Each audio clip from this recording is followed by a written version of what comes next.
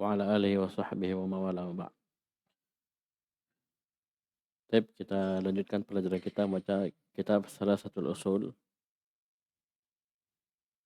karya Syekh Muhammad Ibn Abdul Wahab rahimahullah. Beliau melanjutkan bahasan kemarin setelah beliau menyebutkan kalau kamu ditanya idza qila laka bima arafta rabbak, jika kamu ditanya dengan apa kamu mengenal Rabbmu, fakul bi ayatihi wa makhluqatihi, maka katakanlah aku mengenal Rabbku dengan ayat-ayat dan makhluk-makhluknya. Beliau sudah sebutkan dalil-dalil dari hal tersebut. Sekarang beliau ingin menjelaskan kepada kita bahwasanya Ar-Rabb itulah yang berhak untuk diibadahi. Kata Syekh Muhammad bin Abdul Wahab rahimahullah, "War-Rabbu huwal ma'bud." Kita sudah tahu Rabb kita sudah kenal ya dengan ayat-ayatnya dan makhluk-makhluknya. Maka kita harus sampai kepada ilmu bahwasanya Ar-Rabb Allah Subhanahu wa taala dialah satu-satunya yang al-ma'bud, yang berhak untuk diibadahi. Ya. Karena kenapa? Ar-Rabb hanya satu. Ar-Rabb hanya satu. Maka hanya dialah yang berhak, yang pantas untuk diibadahi. Selainnya tidak. Kenapa? Bukan Rabb. Ya. Selain Allah tidak ada makhluk, bukan Rabb. Tidak ada hak untuk diibadahi. Jadi, ilmu yang sebelumnya harus sampai pada kesimpulan ini. War-Rabbu huwal ma'bud. Jadi Ar-Rabb huwal ladzi yastahiqqul ibadah. Ya, Ar-Rabb Allah Subhanahu wa taala dialah yang berhak untuk diibadahi semata, tidak ada selainnya. Oleh karena itu disebutkan oleh para ulama tauhidur rububiyah. Seorang ketika telah menetapkan tauhid rububiyah, itu mengharuskan dia untuk menetapkan tauhid al-ubudiyah, al-uluhiyah. Ketika dia mampu menetapkan hanya Allah yang mencipta, hanya Allah yang mengatur, hanya Allah yang memberi rezeki, hanya Allah yang menghidupkan, hanya Allah yang mematikan, maka dia harus tetapkan, merupakan konsekuensi dari ilmu tersebut, dia harus tetapkan bahwasanya la ilaha illallah. Dan inilah yang tidak mampu dicapai oleh orang-orang musyrikin. Ya, pencapaian mereka hanya sampai ke tauhid rububiyah yang disebutkan oleh Syekh Muhammad bin Abdul Wahab di kaidah yang pertama dalam kitab Al-Qawaidul Arba'. Sampai di sini saja. Mereka tidak mampu menetapkan la ilaha illallah, padahal mereka sudah yakin betul. Ya, sudah yakin betul bahwasanya hanya Allah yang memiliki dari rububiyah. Oleh karena itu, ketika mereka dihantam oleh gelombang, ya, badai yang sangat dahsyat di tengah lautan, mereka langsung connect. Ya, mereka yakin betul ini penguasa lautan yang mengatur lautan, angin, ombak, hujan, badai. Ya. Hanya Allah. Yang mampu menyelamatkan mereka hanya Allah. Mereka yakin betul. Oleh karena itu mereka berdoa kepada Allah Subhanahu wa taala ketika itu.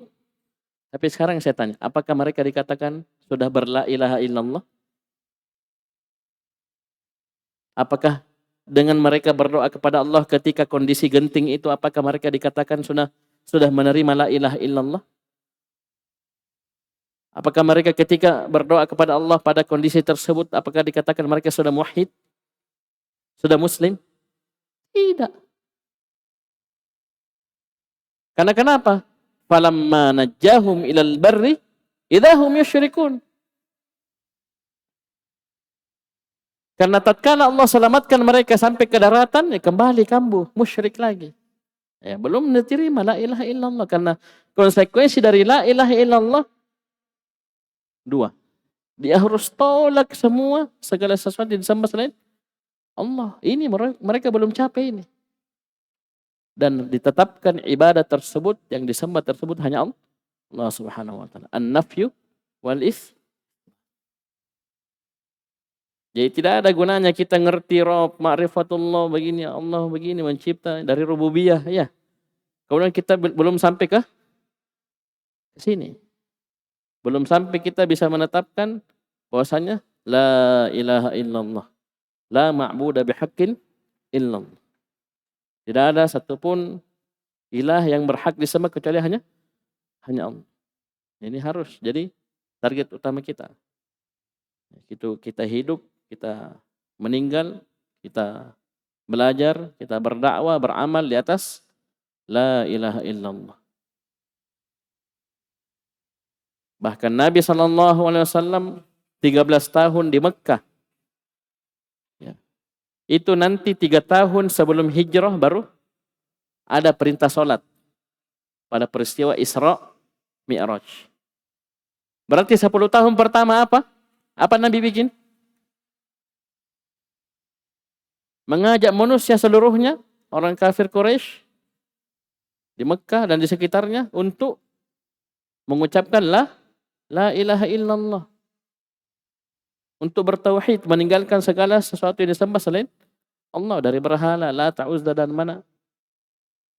Dan tetapkan ibadah tersebut hanya untuk Allah Subhanahu wa taala. 10 tahun. Antum mondok saja belum sampai setahun. Ya pahamin ya? Jadi ilmu kita seluruhnya harus mengarah ke sini. Bahkan kita belajar bahasa Arab, belajar nahwu dan sharaf, belajar baca kitab, arahnya ke sini. Untuk memahami agama, memahami Al-Quran dan Sunnah. Khususnya memahami tauhid, la ilaha illallah. Karena banyak, oleh karena jangan heran, banyak ahli nahwu, ya, orang ngerti nahwu, bahkan sudah belajar Alfiyah Ibnu Malik, tapi suruh la ilaha illallah, apa maknanya? La ma'buda illallah, la khaliqa illallah. Mana-mana salah semua. La ilaha mawjudun illallah. A'udzubillah. Hululiyah, ittihadiyah. Padahal sudah jago nahwu itu. Bisa dipahami? Orang Arab, kafir Quraisy dahulu, saking pahamnya bahasa Arab, tidak mau mengucapkan la ilaha illallah. Coba.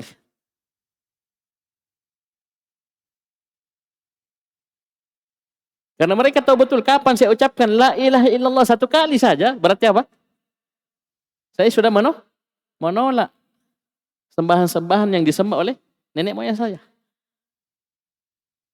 Oleh karena itu di awal surah Sad dikatakan mereka terheran-heran, aja'alal alihata ilaha wahida.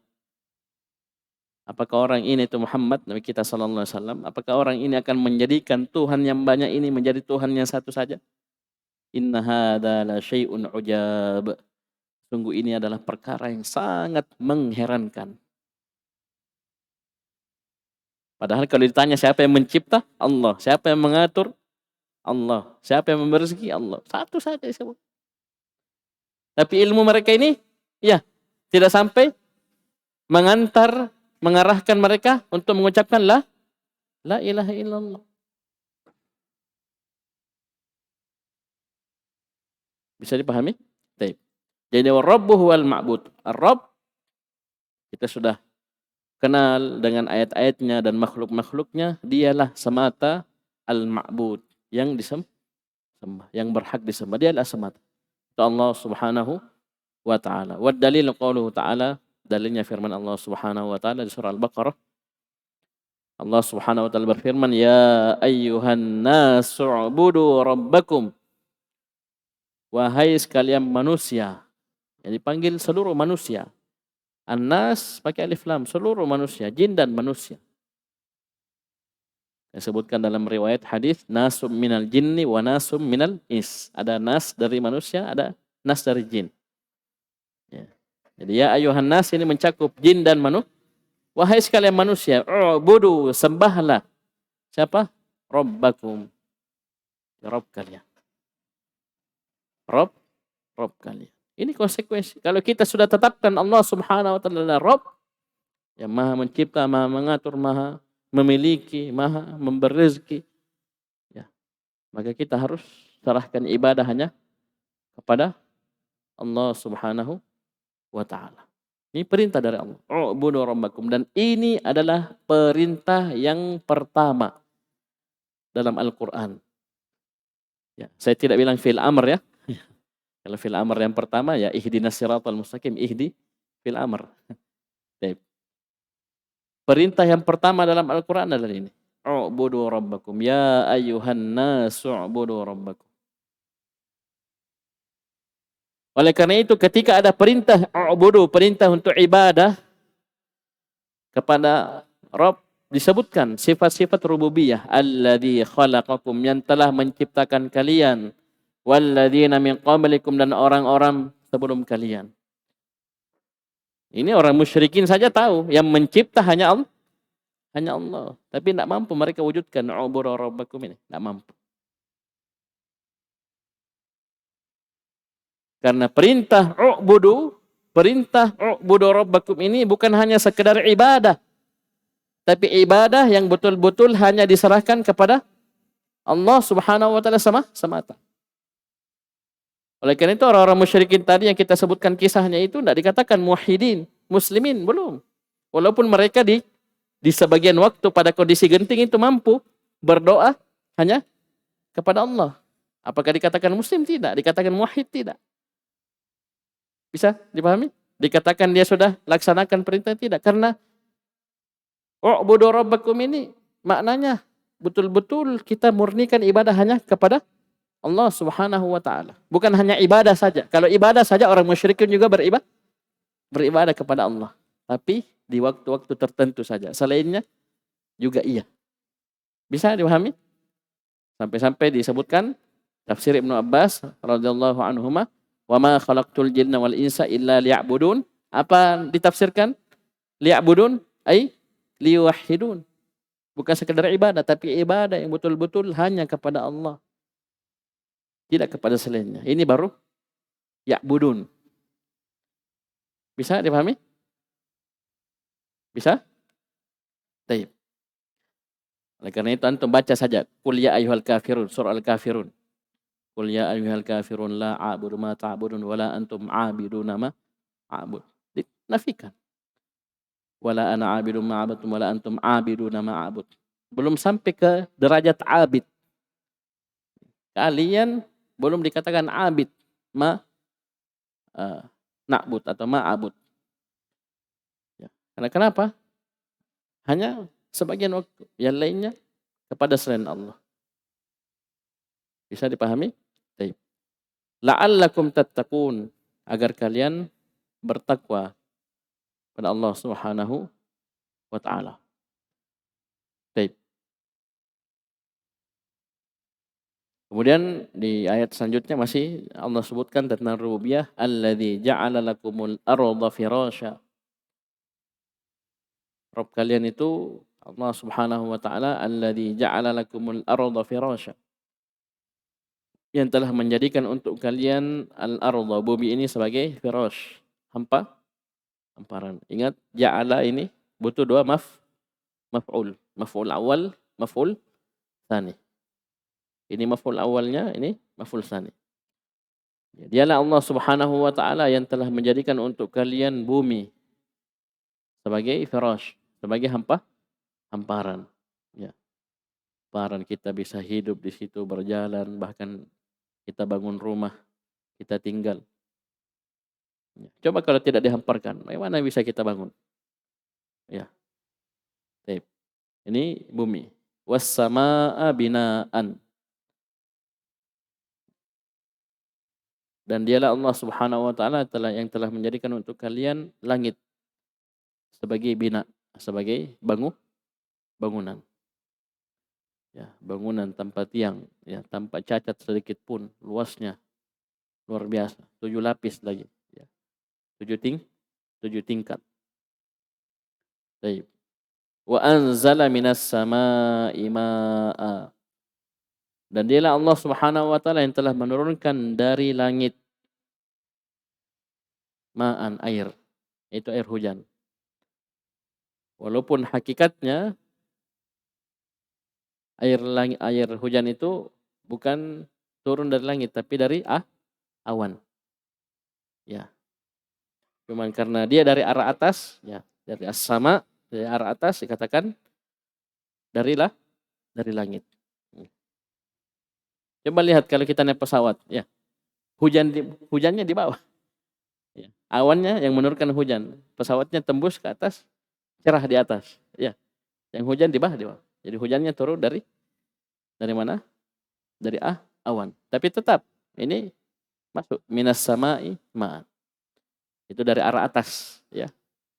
Ya, Allah menurunkan, namanya turun dari atas ke bawah. Ya. Allah turunkan dari arah atas, dari langit, air. Fa akhraja bihi minas tsamarat.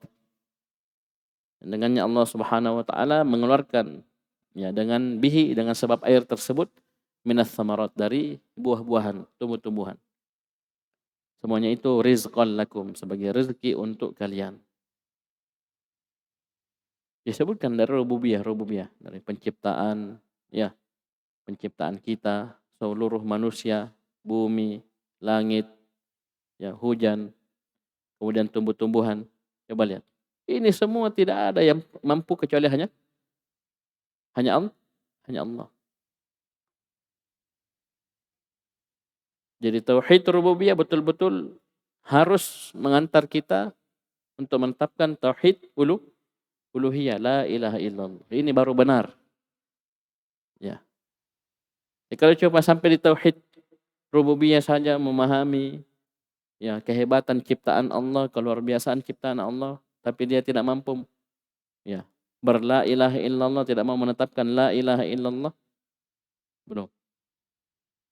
Saya pahamin, ya.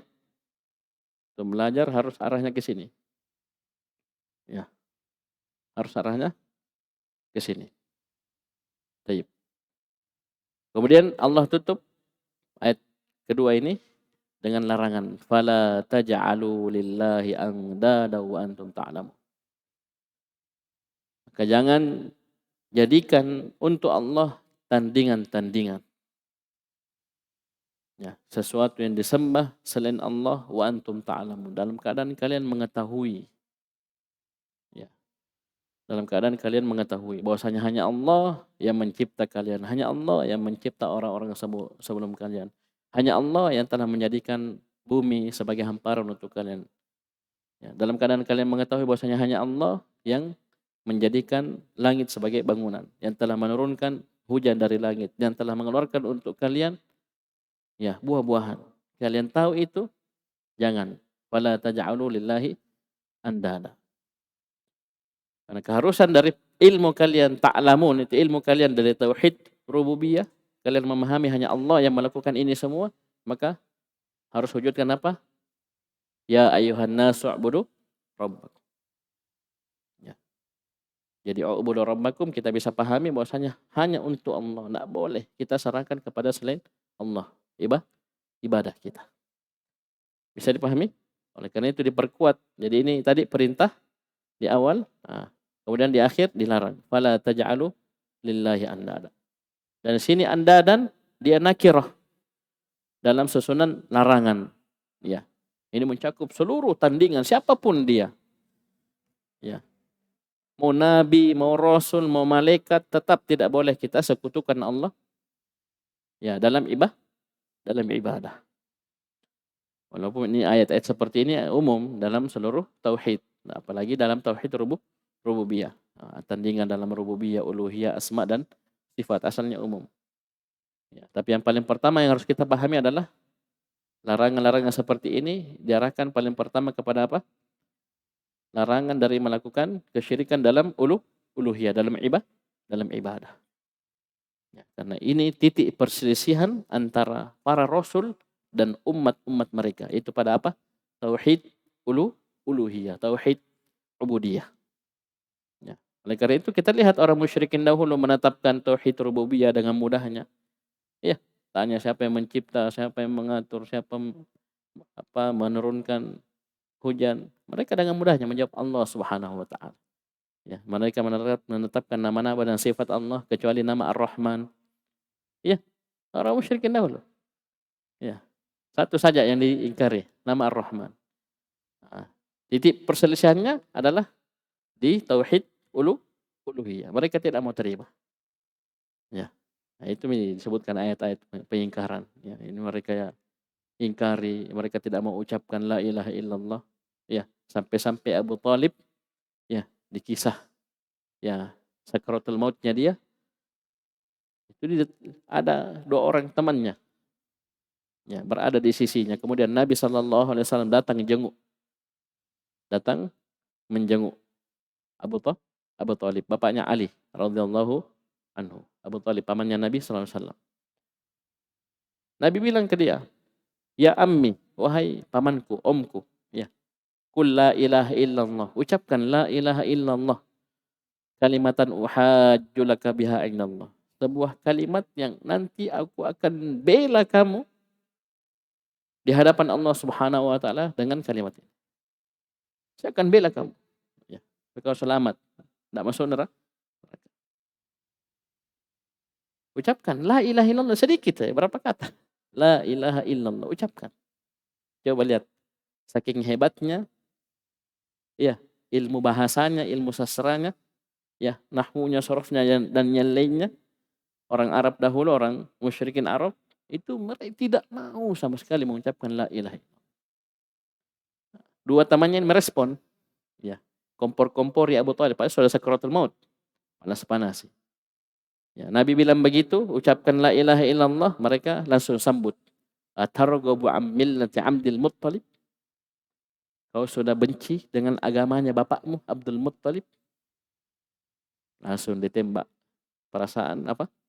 Kesukuan, fanatis. Karena kapan dia ucapkan la ilaha illallah berarti dia harus ingkari agamanya bapaknya, nenek moyangnya ke atas. Bisa paham ini? Terus seperti itu, Nabi diulangi lagi sama dua temannya ini. Ujung-ujungnya apa? Mati dalam keadaan musyrik. Kekal di dalam neraka selama-lamanya. Walaupun Abu Talib ini adalah penduduk neraka yang paling ringan siksanya. Apa bentuk siksaannya? Ya, sendal dari api neraka diletakkan atau api neraka diletakkan di kakinya. Bagian bengkok itu akhmas. Coba lihat kakinya itu ada yang bengkoknya itu bagian dalam. Ya. Api neraka diletakkan di situ, baranya mendidih otak. Jauhnya itu. Langsung jadi konduktor semua. Ya, mengantarkan panas ya, saking panasnya mendidih otaknya. Padahal apinya di mana? Bukan di kepala, di kaki. Ini yang paling ringan. Ya, bisa dipahami? Coba lihat, ini kisah-kisah seperti ini banyak sekali. Mereka tidak mau mengucapkan la ilaha illallah. Padahal dalam kondisi genting mereka mampu berdoa kepada Allah semata. Mereka yakini tauhid rububiyah. Tapi ini tidak cukup seluruhnya, tidak cukup. Yang harus kita lakukan betul-betul sama sekali menolak seluruh sembahan selain Allah. Tanpa terkecuali siapapun dia. Dan kita harus hidup dan mati di atasnya. Bisa? Tip. Ini warabbu wal ma'bud. Ya, ilmu-ilmu sebelumnya harus kita arahkan ke sini. Untuk menetapkan bahwasanya la ilaha illallah. Hanya Allah Subhanahu wa taala yang berhak untuk disembah, selainnya tidak. Kita tolak ya selain Allah Subhanahu wa taala dan kita tetapkan hanya Allah Subhanahu wa taala yang berhak untuk disembah. Nanti setelah ini baru beliau rinci jenis-jenis ibadah. Ya, karena ibadah itu luas. Ibadah itu luas. Beliau sebutkan tafsir Ibnu Katsir dulu, tafsir dari Al-Imam Ibnu Katsir, baru beliau rinci jenis-jenis ibadah. Ya, jenis-jenis ibadah yang di poin-poin yang ringkas itu beberapa belas itu beliau menyebutkan jenis-jenis ibadah yang banyak manusia itu terjatuh dalam kesyirikan pada ibadah-ibadah tersebut. Padahal ibadah luas sekali, ya, luas sekali. Mencakup seluruh perkara yang Allah cintai dan Allah ridhoi. Tapi beliau sini menyebutkan beberapa nanti itu banyak manusia yang terjatuh dalam kesyirikan pada ibadah-ibadah tersebut. Cukup sekian. Subhanakallahumma hamdik, asyhadu an la ilaha illa anta, astaghfiruka wa atubu ilaik.